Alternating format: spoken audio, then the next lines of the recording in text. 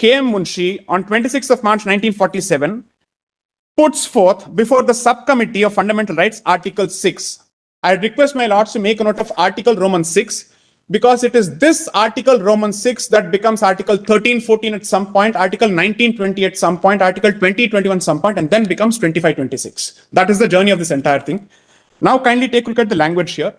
This will show that 25.2 is only subject to 25.1 once more. Rather, it applies only to 25.1. All persons are equally entitled to freedom of conscience and the right freely to profess and practice religion in a manner compatible with public order, morality, or health.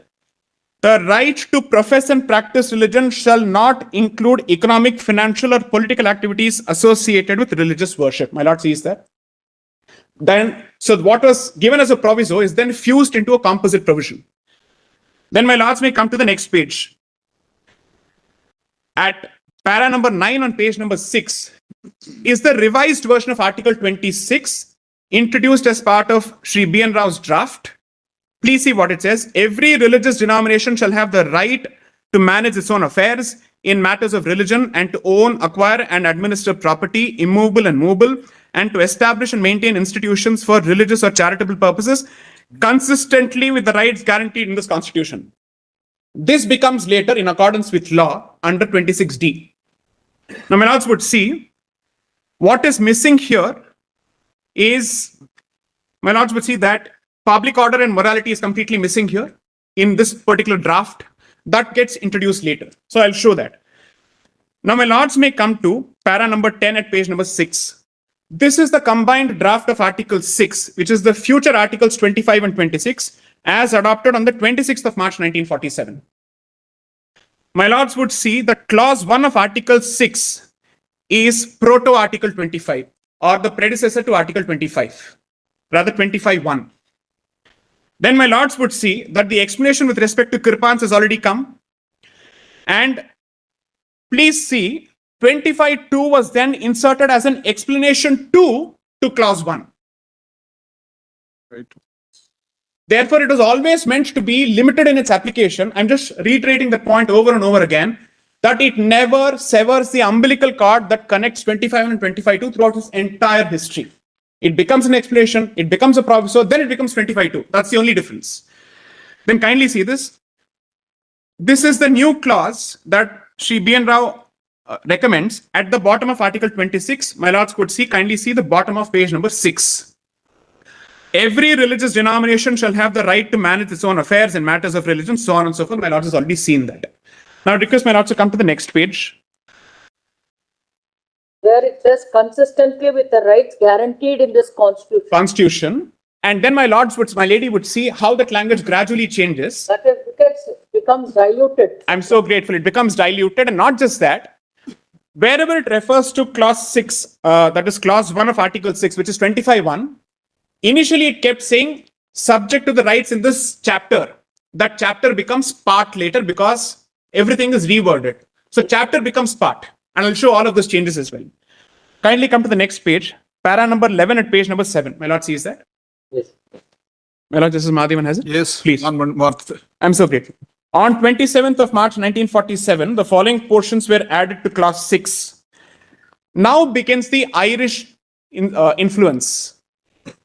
So 44 to degree 1 and 44 to degree 5. Degree 1 speaks of 25.1, degree 5 is 26. So denominational rights come from Article 44, Clause 2, degree 5 of the Irish Constitution as it existed then. Article 44, subclause 2 and degree 1 was the equivalent of 25.1. Now kindly take a look at this. My lady may come to, in fact, my lords can perhaps ignore para 11. Kindly come to para 12 on the next page. On 29th of March 1947, this is proposed. The provision relating to freedom of conscience and the right freely to profess and practice religion was amended so as to include at the end of the words and with other rights guaranteed by this constitution, which becomes a reference to subject to part 3. Then kindly see para 13. On 30th of March 1947, the following explanation was sought to be added. To clause relating to freedom of conscience, add the following explanation. This is explanation 3. No person shall refuse the performance of civil obligations or duties on the ground. Gradually, this explanation is done away with at a later point of time. Specifically saying, how do we deal with this particular situation? Because what was the facts? Can I just take 30 seconds to explain what happened in Jehovah's Witness case in my own words? With my Lord's permission. May I, minutes? So, in the Jehovah's Witness case, the witnesses, or rather the practitioners of that particular denomination, also took an anti-national oath, specifically saying that they will not swear allegiance to the empire of Satan. That was a specific position. Then they also had properties where they would undertake their own discussions to, let's say, give effect to their belief. The government took over that entire building. The court finally said, you can kill the effect, but you can't kill the practice of the belief, which means you can take the property, but you don't get to say that they can't believe in this. That was the position ultimately that emerged in it. Kindly take a look at para number 16 at page number 10. Now, there are 3 ladies who have played a formative role in the formation of fundamental rights across the board. Hansa Mehta, Rajkumari Amrit Kaur, and of course, you have Mr. M.R. Masani.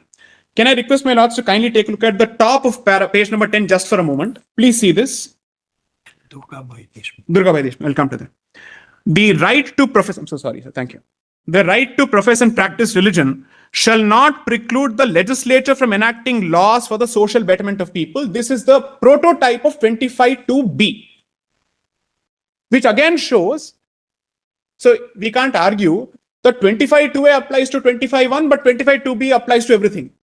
That may be a bit of a problem to argue, because if nothing in this article is the preamble to 25(2), that means both portions of 25(2)(a) and (b) apply or don't apply only to 25(1), not to 26.